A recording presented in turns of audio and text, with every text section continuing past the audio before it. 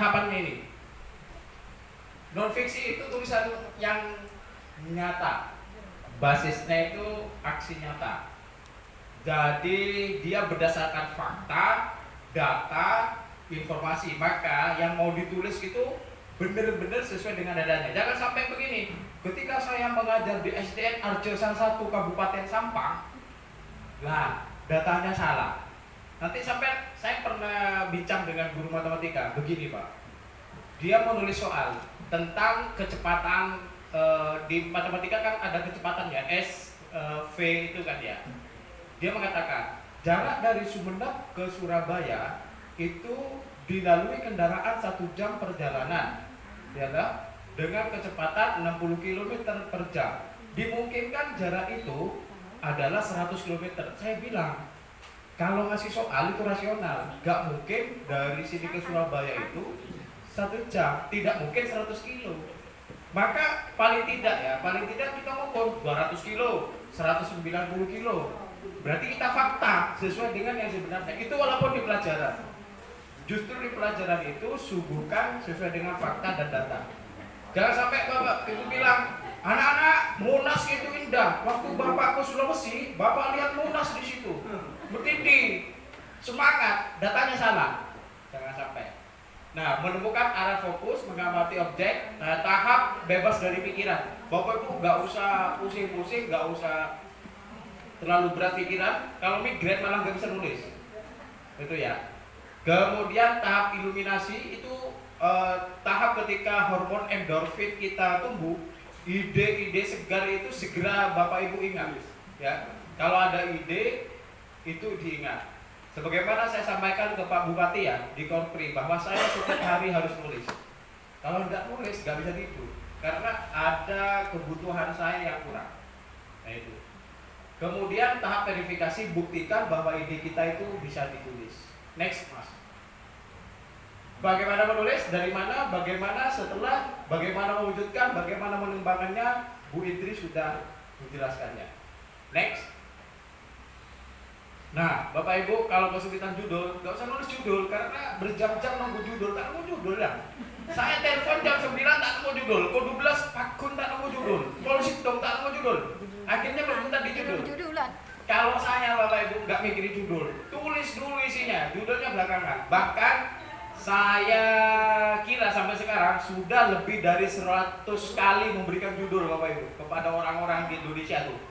Saya pernah nulis kata pengantar buku dari Padang Sidempuan, Padang gitu, minta kata pengantar. Akhirnya judul-judulnya pisah. Judul itu memang melelahkan, oleh karena itu nggak usah dipikir Bapak Ibu.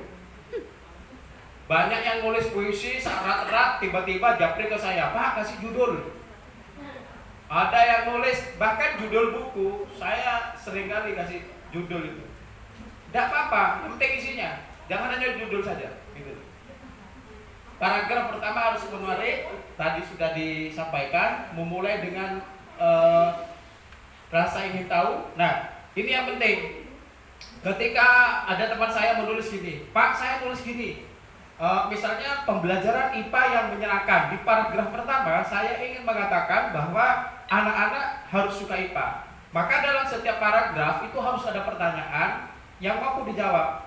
Mengapa anak-anak tidak menyukai matematika? Mengapa anak-anak suka IPA? Mungkin di IPA itu alat peraganya lengkap, berhubungan dengan alam. Nah, jawaban itu dideskripsikan menjadi sebuah paragraf. Pindah lagi paragraf kedua, mengajarkan IPA yang menyenangkan. Mengapa harus mengajar IPA yang menyenangkan? Itu dijawab. Menggunakan apa agar IPA menyenangkan? Siapa yang harus berperan dalam pembelajaran IPA? Bagaimana proses pembelajaran itu dilakukan? Skenarionya seperti apa? Menggunakan strategi apa? Nah itu dijawab Bapak Ibu. Jawaban itu menjadi deskripsi, jawaban itu menjadi paragraf dan menjadi buku kita. Next. Nah, kemudian non fiksi yang contoh-contohnya ya, pengalaman pribadi, memoir, inspirasi, bidang yang dikuasai, hobi yang ditekuni, sakit, selamat dari musibah. Itu contoh-contoh yang bisa diceritakan. Nah, kali ini next. Nah, bahasa tulisnya di non fiksi gimana? Menyampaikan sebuah cerita. Artinya disampaikan tadi ya. Kalau saya ngomong kemudian ditulis, banyak Bapak Ibu. Makanya sekarang ada aplikasi voice note yang disampaikan Pak Sigdis. Jenengan download voice note di Play Store, wes bicara, mengajar. Assalamualaikum warahmatullahi wabarakatuh anak-anak. Pagi ini kita akan belajar dan berdiskusi bersama. Sebagaimana kita diskusikan hari kemarin tentang ini, maka gini. Manfaat yang kita peroleh kalau belajar ini adalah ini. Oleh karena itu anak-anak, ayo semangat belajar. Ini Pak, voice note-nya ditekan, lepas, langsung jadi sebuku. Sudah jadi berlembar-lembar. Tinggal pindah ke Word, setelah itu Bapak Ibu tinggal ngedit, kasih judul, selesai. Kalau itu menulis, tapi cara itu tidak saya gunakan. Karena kalau menulis dengan berbicara, membuat tangan saya bisa saja stroke karena nggak digerakkan. Maka saya suka menulis dengan digital. Buku-buku saya yang saya hasilkan Bapak Ibu, itu lebih banyak ditulis dengan HP. Gitu. Next. Objek yang diceritakan nyata, deskripsi dan narasi. Deskripsi seperti yang dituturkan Bu Indri tadi ya, Pak Didi pengawas, kemudian memiliki tubuh ideal seperti ini, warna kesukaannya ini, rambutnya seperti ini, pakai kacamata, biasanya sepatunya merek Tracker dan sebagainya. Itu namanya mendeskripsikan dalam segala bentuk, warna, bentuk, kemudian suasana, itu deskripsi. Nah, narasi itu adalah ulasan Bapak Ibu. Jadi ditulis non fiksi, khususnya bukan seperti karya tulis ilmiah, kisah inspiratif, ini sangat gampang karena tulisan karya inspiratif itu, kisah inspiratif itu tidak bisa diplagiasi karena bahasanya kan saya. Nah, itu. Jadi nggak akan bisa diplagiasi, sulit diplagiasi. Next, di manakah cerita itu dibuat? Nah, karena kita konteksnya di pendidikan, maka Bapak Ibu nanti akan bercerita bagaimana Bapak Ibu melaksanakan kegiatan pembelajaran dan pendidikan. Bagaimana kepala sekolah bisa menginspirasi gurunya. Misalnya kepala sekolah mengadakan IHT sendiri, workshop sendiri, pendampingan kepada guru-guru, motivasi dan lain sebagainya. Itu ranah kita yang akan kita tulis hari ini. Kebetulan yang naskah masuk itu sekitar 10 orang di kita ini, dan di lainnya itu sudah ada yang lebih 20 naskah yang masuk. Maka tadi diharapkan tanggal 25 Januari itu semuanya sudah kirim naskah terakhir gitu. Kemudian next, ini contoh Bapak Ibu. Ini aja, ini kebetulan sebelum pandemi sampai hari ini ya.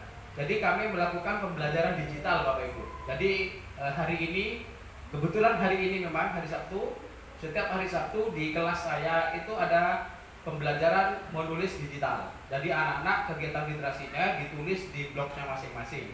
Kebetulan anak saya di kelas 5 itu sudah punya blog sendiri-sendiri yang bisa dikontrol saya, kepala sekolah, orang tua, sudah bisa mengontrol tugas mereka karena mereka tinggal bagi link.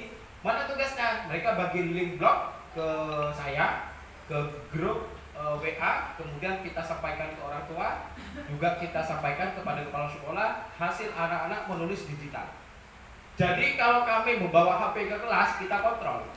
Biasanya kita gunakan dalam pembelajaran IPA, IPS, Bahasa Indonesia. Kita cukup menulis kata kuncinya, ya, kata kunci. Anak-anak sekarang peredaran darah manusia. Mereka tulis, jreng, muncul di layar mereka. Maka kita tinggal memberikan apresiasi kepada mereka yang sudah bisa. Kebetulan kadang satu anak juga mendampingi satu anak yang lain. Hasilnya luar biasa Bapak Ibu. Ada yang sudah punya blog di sini? Ada, sudah banyak ya. Mary banyak yang sudah punya blog ya.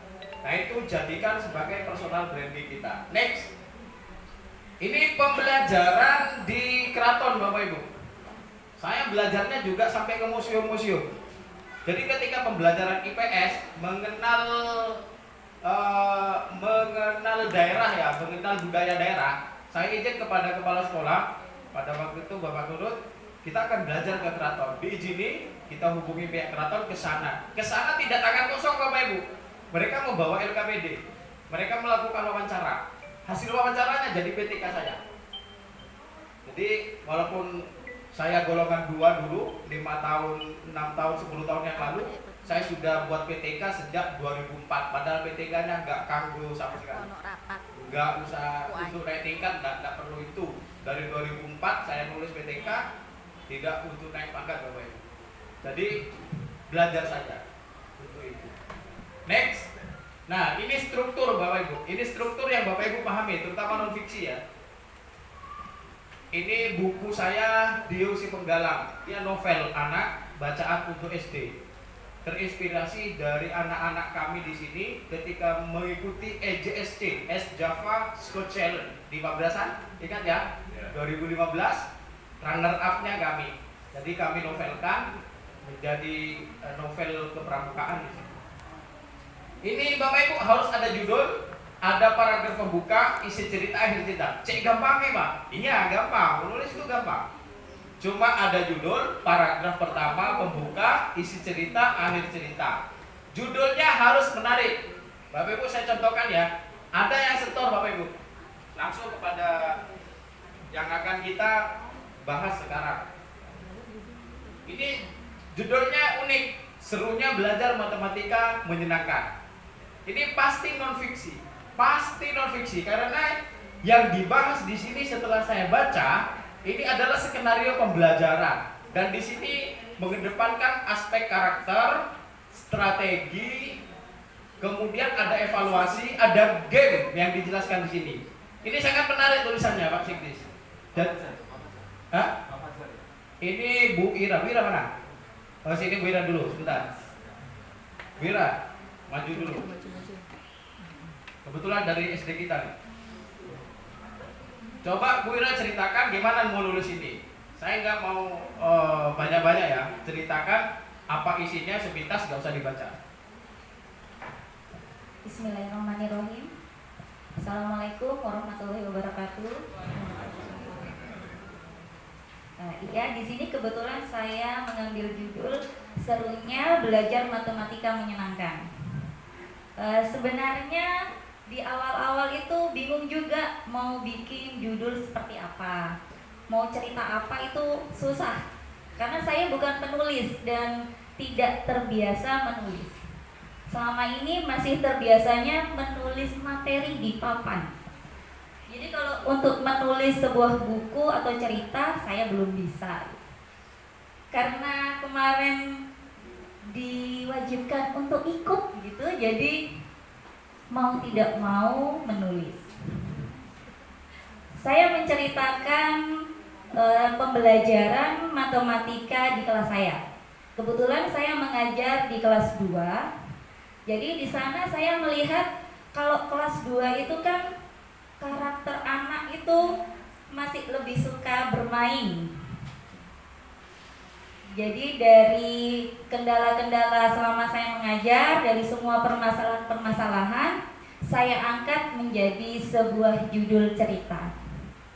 Ceritanya menceritakan tentang RPP saya. Jadi kalau mungkin tadi ada paragraf pembuka, itu mungkin saya ceritanya tentang karakter anak-anak yang gak bisa diem, yang masih suka jalan, ngobrol sendiri. Saya ceritanya tentang itu. Kemudian kalau di isi cerita, saya ceritakan tentang kegiatan pembelajaran di kelas. Jadi gimana caranya matematika yang selama ini dianggap sebagai momok bisa disukai sama anak-anak. Kita sebagai guru kan harus inovatif, katanya gitu tadi, katanya Pak Sekdis. Jadi mencoba meracik apa ya biar anak-anak ini suka gitu. Saya di sini dalam pembelajaran saya buat banyak permainan. Kalau sekarang mungkin bilangnya game.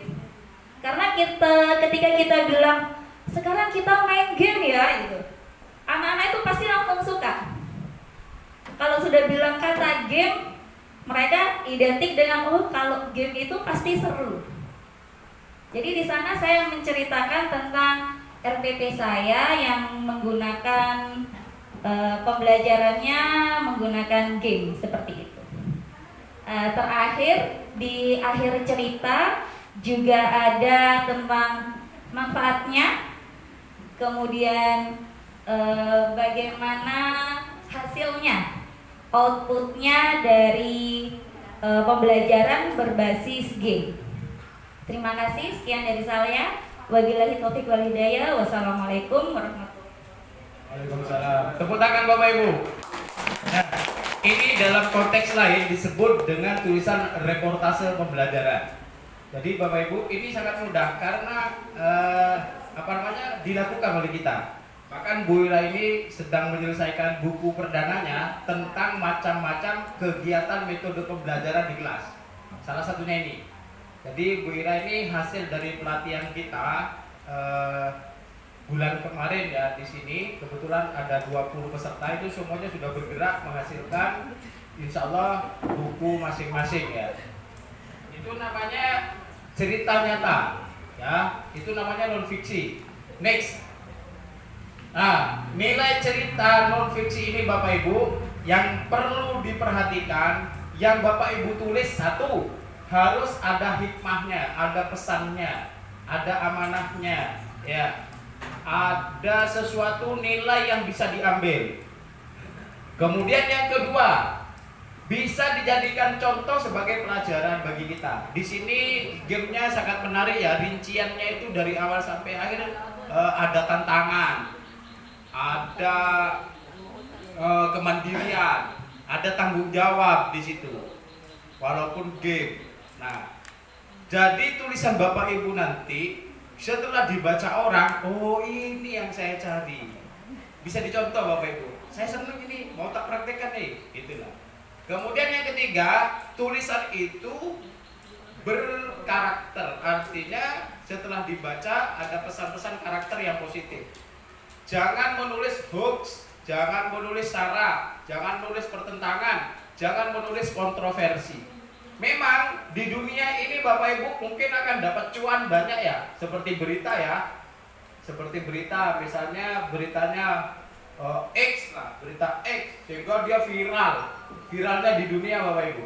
Setelah Bapak Ibu mati akan menjadi tanggung jawab Bapak Ibu bahwa Bapak Ibu menyebarkan berita bohong. Itu akan jadi beban dosa selamanya. Oleh karena itu menulislah yang baik, cara berwudu, doa-doa, adab kepada orang tua. Wah itu kalau Bapak Ibu meninggal besok, ya besok terus maksudnya. Maka Bapak Ibu akan mengalir, pahalanya mengalir terus saja. Nah itu. Berapa besar pahalanya orang yang mengumpulkan mushaf Al-Quran ya? Besar sekali Bapak Ibu. Nah itu. Kemudian tulisan itu inspiratif. Orang lain muncul inspirasi dari tulisan Bapak Ibu. Yang ketiga, yang diceritakan itu objek yang nyata. Next. Ini yang Bapak Ibu tulis di program ini hanya ada 3 Bapak Ibu. Artikel hasil penelitian. Ya, kemarin juga ada setor artikel. Yang kedua, praktik baik di kelas seperti yang Bu Ira itu. Yang ketiga, kisah inspiratif. Kisah berkumpul dengan anak, kisah melihat anak bermain waktu istirahat, kisah ya hubungannya kisah pendidikan, kisah pembelajaran yang inspiratif. Itu. Sebelum. Saya contohkan Bapak Ibu ya, model konstruktivistik dalam pembelajaran menulis laporan. Itu PTK saya yang saya bukukan. Jadi kalau Bapak Ibu buat satu PTK saja, itu bisa dinilaikan 5 kali Bapak Ibu. PTK-nya sendiri, setelah jadi buku, setelah jadi jurnal, setelah jadi tulisan artikel, setelah diterbitkan di media massa. Jadi saya biasanya satu PTK, saya jadi PTK, jadi buku, jadi jurnal di perguruan tinggi, saya tulis di koran, saya tulis di majalah. Nilainya 5 kali. Padahal satu PTK dengan model tulisan yang berbeda. Jadi model konstruktivistik dalam pembelajaran itu PTK saya yang sudah saya bukukan. Bagaimana membukukan KTI? Ada metode khusus, namanya tekniknya adalah teknik konversi dan parafrase. Waktu saya ngajar di SMP 1 Sampang, saya pernah ngajar di sana Bapak Ibu menulis. mengatakan, Pak, saya membukukan PTK. Kata I, setelah saya lihat bukunya, di bukunya masih ada bab 1, bab 2, bab 3 metode, bab 2 kajian pustaka, kesimpulan. Lah, itu masih belum buku. Itu namanya PTK pindah jadi buku, bukan membukukan PTK. Oleh karena itu, di dalam hal membukukan PTK hasil penelitian itu ada teknik khusus, namanya teknik konversi dan teknik parafrase. Judul di PTK ada berapa bab, Bu? Ada 5 loh. Di buku saya 5 bab itu jadi 11 bab. Itu namanya konversi. Nah, itu mungkin nanti ada waktu khusus. Kemudian ini bedah literasi kelas buku saya. Itu sudah keliling Indonesia, Bapak Ibu. Dibeli banyak orang. Itu pengalaman saya kegiatan literasi di kelas selama 4 tahun saya bukukan. Nah, dari 3 ini saya minta Bapak Ibu mengajukan pertanyaan, ya. Yang gak tanya berarti sudah paham atau gak jelas, saya gak tahu. Yang penting Bapak Ibu siapkan satu pertanyaan dari 3 item ini yang mesti Bapak Ibu kerjakan, khususnya yang mau nulis non fiksi, langsung konsultasikan. Saya kasih waktu 5 menit konsultasi. Sekarang silakan, langsung saja poinnya. Ya, Poinnya. Sebelumnya, Assalamualaikum warahmatullahi wabarakatuh. Waalaikumsalam. Sebelumnya saya salam kenal, saya Ramli dari SD Integral Lukman Al-Hakim, Pak. Saya pemula di sini itu, saya masih mau belajar. sama-sama Pak, kita belajar. Belum pernah punya karya. Nah, ini yang terkait dengan, dan saya ingin menulis memang non fiksi karena memang fiksi masih belum kita punya pandangan. Yang terkait dengan non fiksi itu saya tidak tahu ini masih masuk di bagian mana ya. Saya ingin menulis dengan judul ya, dengan judul Guru Inovasi Antara Harapan dan Kenyataan. Bentar Pak, Ya, dilihat dari judulnya itu sudah artikel ya. di artikel. Maka artikel itu, saya melihat judulnya ya, itu artikel kualitatif. Iya. Jadi artikel kualitatif itu ilmiah. Kalau melihat judulnya. Nah, hari ini kita nggak usah nulis yang ilmiah, Pak. Kesulitan Bapak akan mencari literatur, akan mencari daftar pustaka. Kalaupun toh ingin menulis tentang guru inovasi, inovasinya apa? Inovasinya apa, Pak? Bisa. Saya cuma ingin saja, ingin istilahnya menyampaikan bahwa di lapangan itu ternyata banyak guru yang tidak berinovasi dalam proses pembelajaran gitu. Nah, ini Pak yang dimaksud tulisan tanda kutip ya. Tanda kutip kurang diperkenankan. Kenapa?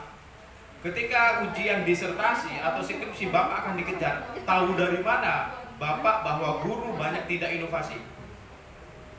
Buku siapa yang mengatakan seperti itu? Pikiran ilmiah siapa yang mengatakan bahwa guru tidak banyak inovasi? Walaupun kenyataannya memang seperti itu.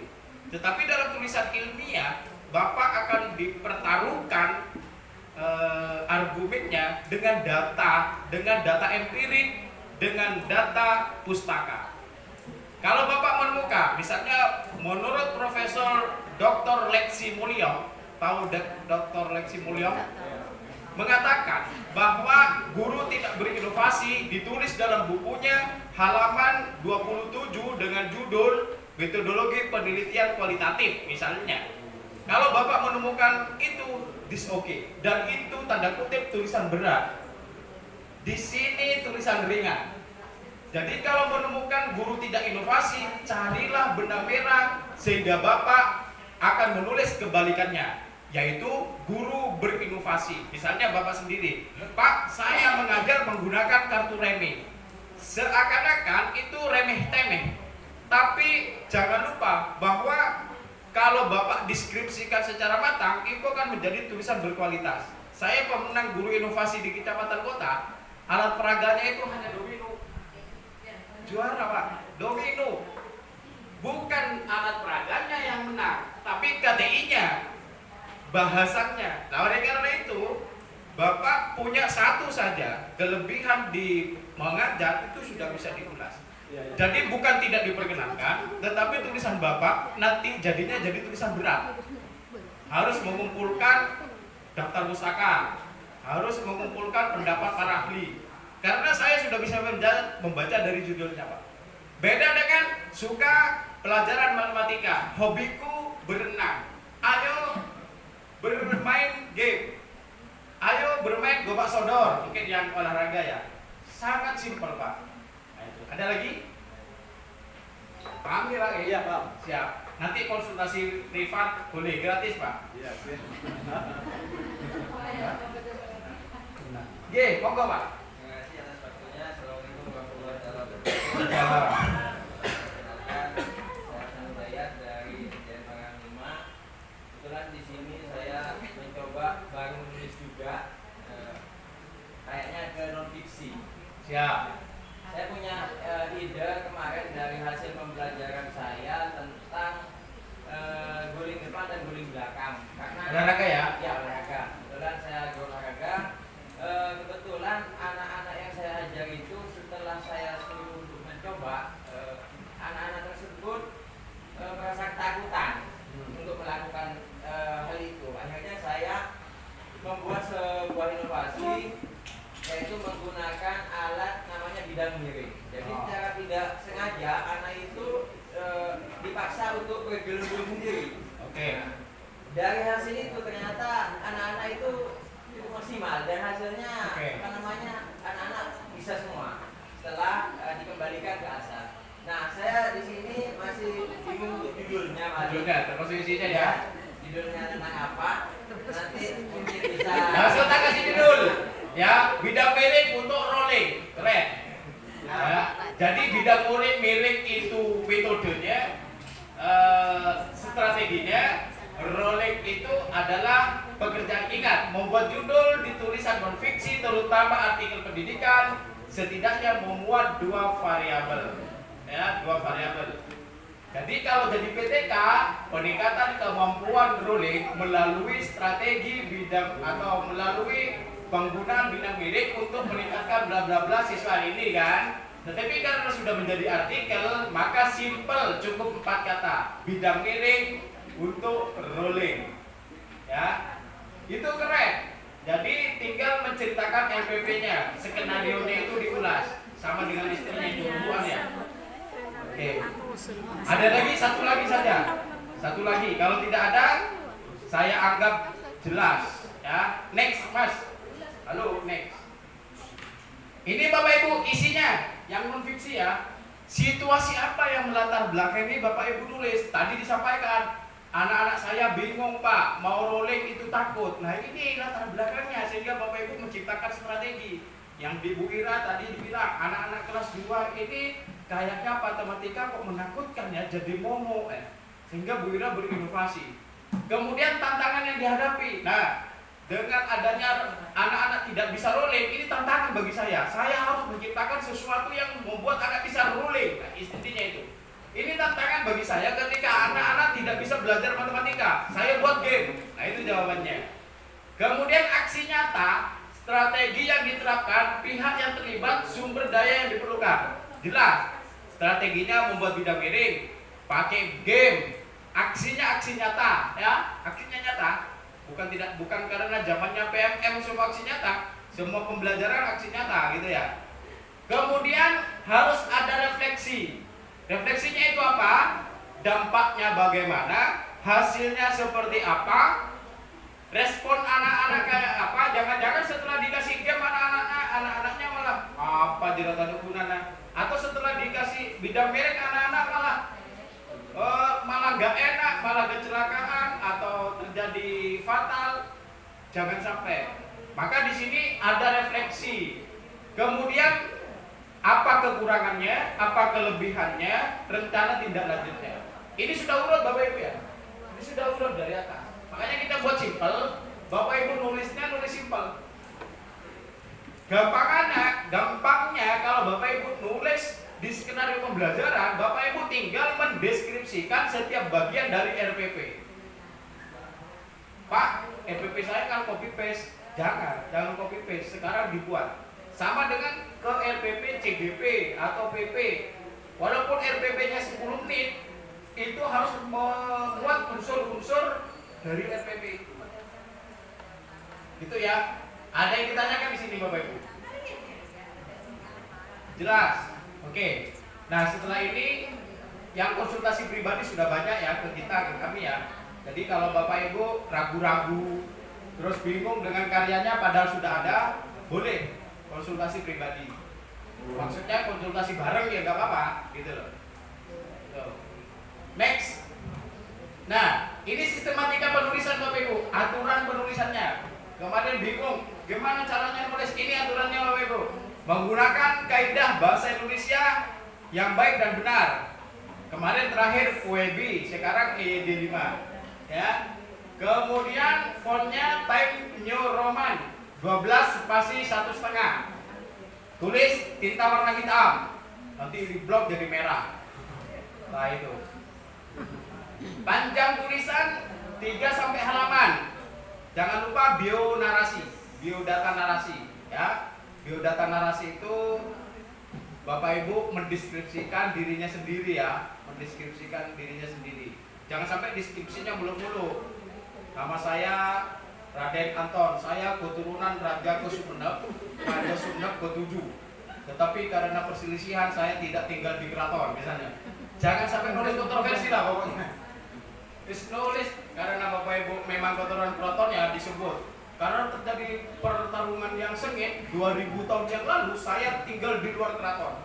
Emangnya sampai lahir 2000 tahun yang lalu? Nah, itu. Jadi yang data saja. Saya dilahirkan di Jogja pada ini, saya mengabdi di sini, karya saya ini, email, nomor telepon bisa dihubungi, selesai Bapak Ibu. Kadang juga ada yang lebay. Bionarasi tulisannya itu jamin 2 halaman Bapak Ibu. Bionarasinya 3 halaman. Buku yang 150 itu ditulis semua judulnya. Wah, ini ikut guru berprestasi jadi ini. Ya cukup saya menulis 5 artikel, 10 buku selesai. Kok usah ditulis semua judulnya? Kalau ditulis yang paling populer lah. Itu. Misalnya satu, saya menulis buku ini, kemudian atau dan 10 lainnya gitu. Nggak usah terlalu lebay lah. Kemudian judul, ini strukturnya ya. Di atas ada judul, di bawahnya namanya penulis, kemudian di bawahnya ada instansi. Misalnya judulnya apa ya? Judulnya matematika yang menyenangkan. Ya, namanya Adia Sojo, SDN Pajakaran 2 Sumenep. Di bawahnya baru isinya. Itu ya. Itu strukturnya. Kemudian yang isinya itu rata kiri, rata kanan. Ada pertanyaan tentang struktur. Pak, saya sudah kandung ini, gimana? Yang sudah kandung setor nggak apa-apa, kami memperbaiki. Yang belum setor, monggo, silakan seperti itu. Ya. Pak, tanya Pak. Ya. Kalau sudah ada nama penulis, sudah ada biodata narasi, kok masih ada nama penulis ya Pak? Ya, biodata narasi itu adalah menarasikan diri kita siapa sebenarnya. Ya, kalau di atas itu bukan biodata namanya. Itu identitas penulis gitu ya. Namanya biodata, bio itu hidup. Ya, data hidup. Maksudnya data riwayat hidup gitu loh. Jadi bio itu hidup, data itu data hidup. Maksudnya data riwayat hidup kita. Namanya riwayat hidup dimulai gitu ya. Jadi kalau di atas itu identitas penulis, nama penulis di karya itu. Ada lagi? Ini saya ngutip dari surat Dinas Pendidikan ya, yang disampaikan kepada Bapak Ibu. Jadi di surat pendampingan Dinas Pendidikan sudah ada itu. Next, habis. Nah, setiap orang memiliki cerita hidup. Tulislah setiap episode hidup kita. Buku pertama saya Bapak Ibu, itu kumpulan status saya di Facebook. Dan itu di launching di Kemdikbud Jakarta. Saya dibatasi 2 minggu harus jadi buku. Saya bingung pelatihan di Jogja, di Erlangga. Mau nulis apa? Akhirnya saya cari di Facebook, status saya kata mutiara saya kumpulkan beberapa tahun, copy paste dari Facebook, jadilah judulnya Samudra Inspirasi di Facebook. Nah, baik Bapak Ibu, 10 menit kita manfaatkan karya yang ada sudah disetor, yang masih dalam bentuk tulisan di HP boleh ditunjukkan, yang belum nemu judul langsung kita kasih judul hari ini, langsung sudah ada naskahnya nggak ada judulnya atau tidak ada kedua-duanya, Bapak Ibu minta judul, kita kasih judul hari ini, ulang, sudah jadi. Silakan.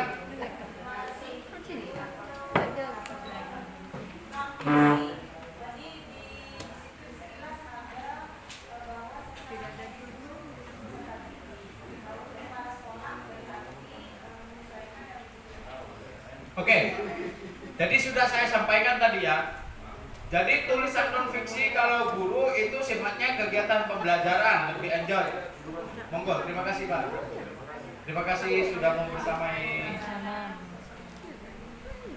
Oh, jadi kalau kepala sekolah, bagaimana kepala sekolah membersamai guru? Jangan lupa, tetapi ada karakter, ada pesan, ada hikmah yang diambil. Itulah. Misalnya guru-gurunya juga mau meningkatkan kompetensi literasinya dan semacam itu. Silakan.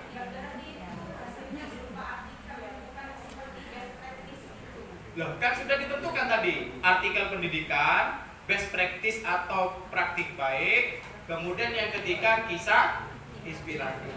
Pilih saja. Apa bedanya kalau artikel penelitian, Ibu punya penelitian dijadikan jurnal yang sudah di-press, dari jurnal itu diambil poin-poinnya yang mencerminkan metode dan model yang digunakan. Satu. Best practice apa yang ditulis? Dari best practice, Bapak Ibu ringkas, di situ muncul programnya. Praktik baiknya itu apa? Seperti tadi, matematika menyenangkan, bagusnya itu dengan game. Anak-anak bisa rolling, bagusnya dengan bidang miring. Itu praktik baik.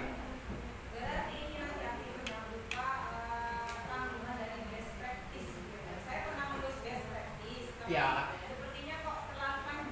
Nah, makanya kemarin ada yang setor ke saya, nyetornya 16 halaman. Nah ini paham, saya nggak mau bilang tidak paham ya. Ini paham atau nggak baca gitu loh ya.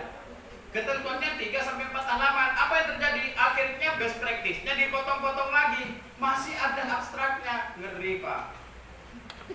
Kita nggak butuh abstrak. Kita hanya butuh cerita. Kalau itu best practice diolah lagi dalam bentuk cerita. Karena kalau tidak dibentuk cerita, Bapak Ibu masih butuh daftar pustaka. Gitu loh. Paham maksud saya? Ya. Kalimatnya itu diubah menjadi kalimat narasi, jadi isi yang semula itu menurut doktor ini dalam kurung 2002 bahwa pendidikan adalah, sekarang bahasanya menjadi saya. Di kelas saya melakukan pembelajaran dengan metode ini, akhirnya anak-anak senang dan prestasinya meningkat misalnya ya. Itu sudah jadi bentuk cerita, bukan kalimat kaku berat seperti yang tadi. Orang itu setelah diingatkan ngeyel, nggak bisa Pak, ini sudah saya press dari 4-5 halaman. Ya sudah, kalau orang yang ngeyel nggak mau diingatkan, ya sudah, kita setor. Kita nggak mau ambil risiko kepada orang yang super ngeyel. Kita hanya menunjukkan sesuai petunjuknya begini. Nah, oleh karena itu, justru sekarang menulisnya sangat mudah karena menggunakan bahasa saya, bahasa kita. Bukan bahasa yang berat, bahasa cerita. Mau best practice, mau artikel, mau kisah, itu ditulis dengan tulisan yang ringan. Pak, gimana kalau saya tetap menyetor dengan daftar pustaka? Kita terima. Nanti kebijakan dinas seperti apa menilai. Karena nanti, mohon maaf Bapak Ibu ya, dari 1000 penulis itu akan diambil 100 naskah yang akan diterbitkan oleh Dinas Pendidikan. Sisanya yang 900, pengawas dan kepala sekolah bertanggung jawab untuk menerbitkan bersama. Jadi nanti yang tidak diterbitkan kepala dinas, kita bareng-bareng menerbitkannya, mandiri Bapak Ibu. Jadi ditanggung kita biaya penerbitannya. Itu. Jadi akhirnya yang 1000 orang tetap punya karya. Gitu, paham ya? Yang 1000 orang semuanya tetap punya buku. Nah itu. Kebetulan kalau saya penerbit banyak dari Lamongan, Surabaya, Malang, Jogja, banyak yang menjadi partner sekolah saya, jadi partner kita itu sudah banyak. Ada lagi 5 menit lagi. Ada lagi? Silakan. Saya kadang-kadang menulis tentang sudut pandang seorang siswa yang mengalami kekecewaan terhadap orang tuanya disadarkan oleh nasihat gurunya. Termasuk fiksi apa? Oh, tergantung kalau itu mau dibuat ada cerita gini loh Bu, satu tulisan bisa dibuat fiksi dan non fiksi. Tergantung panjenengan maunya dari mana. Misalnya, aku kecewa kepada orang tuaku, misalnya ya, itu bisa dibuat cerita hayalan, bisa dibuat cerita beneran. Bapak Ibu mau bener apa mau ngayal? Apa tandanya? Kalau dibuat hayalan, di situ ada bumbu-bumbu bacaan, tambahan-tambahan, rumor-rumor, majas-majas. Itu masuk di sana. Misalnya, ketika Mentari Senja sedang mengaju peraduannya, ku duduk di teras rumah, tiba-tiba orang tuaku menggertak, "Cong, tangan dia." Aku jadi tersentak, aku menangis pilu. Itu sudah bahasa cerpen. Itu fiksi. Berbeda dengan ini. Bu, saya tadi di sekolah, di rumah sore dibentak-bentak ayah. Terus jawab, gimana? Aku nangis aja. Itu non fiksi. Tergantung sudut pandang ibu, maunya fiksi apa non fiksi. Itu. Nah, Bapak Ibu tidak bisa menulis perasaan siswa, gitu ya? Gak bisa. Misalnya, saya ingin menulis siswa yang sering dimarahi dengan orang tuanya, Pak. Bukan dari versi siswa, tapi versi Anda sebagai gurunya penulis. Karena kalau versi siswa, siapa yang nulis? Siswa itu sendiri. Itu paham ya? Nah, jadi panjenengan kalau menulis siswa tentang siswa, maka jenengan menggali informasi dari siswa, tetapi sudut pandangnya penulisnya tetap sebagai. Saya ulang, kalau mau menulis tentang siswa, jenengan itu harus wawancara ke siswa, harus tanya.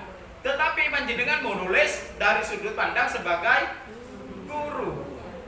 Karena cerita siswa dari hatinya nggak sama dengan kita menceritakan siswa, gitu.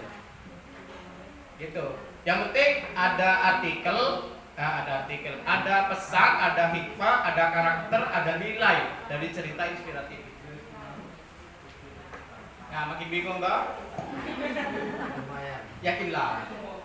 Jadi Bapak Ibu sudah ada judul semuanya. Siapa di sini yang tidak punya judul? Saya kasih judul. Maunya apa? Langsung ini judulnya. Nah itu loh. Bu Mary, silakan ceritanya tentang apa?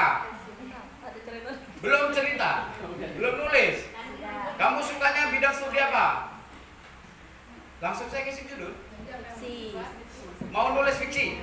Nulis fiksi ceritakanlah anak-anak. Misalnya ya,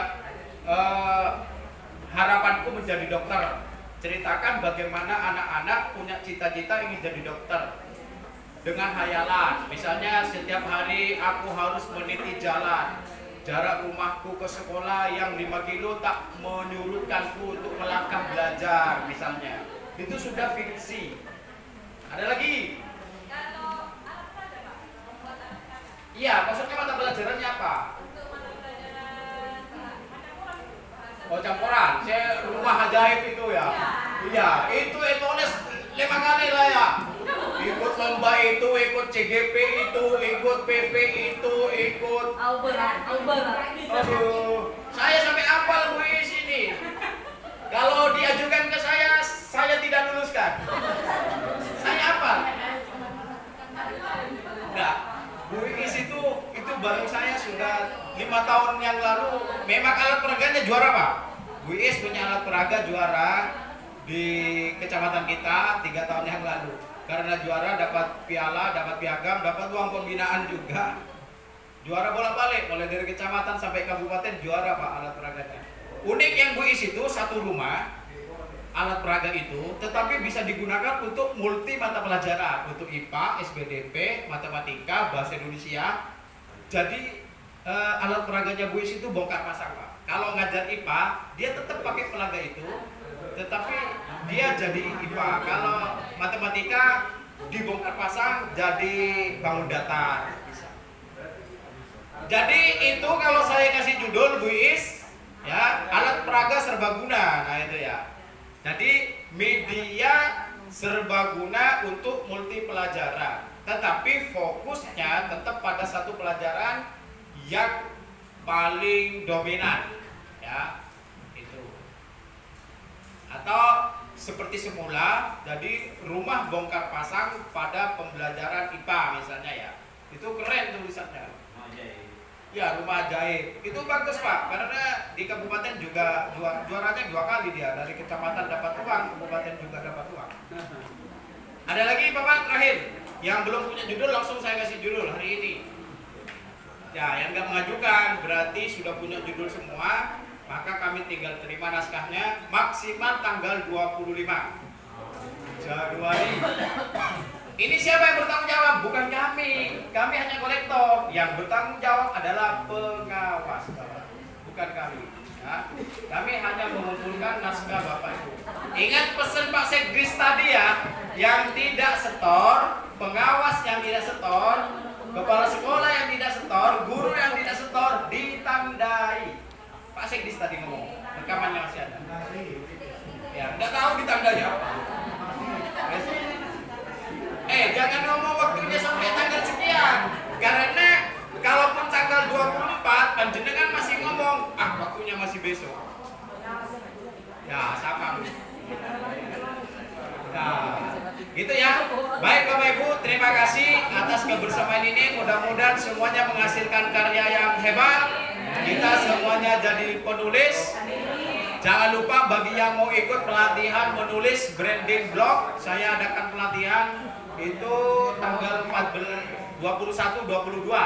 Silakan bisa japri saya bagaimana Bapak Ibu mengelola blog profesional sehingga nama Bapak Ibu trending di internet, menjadi blogger, kemudian blog pendidikan, blog pembelajaran sebagai media pendidikan dan media pembelajaran seperti yang sudah saya gunakan.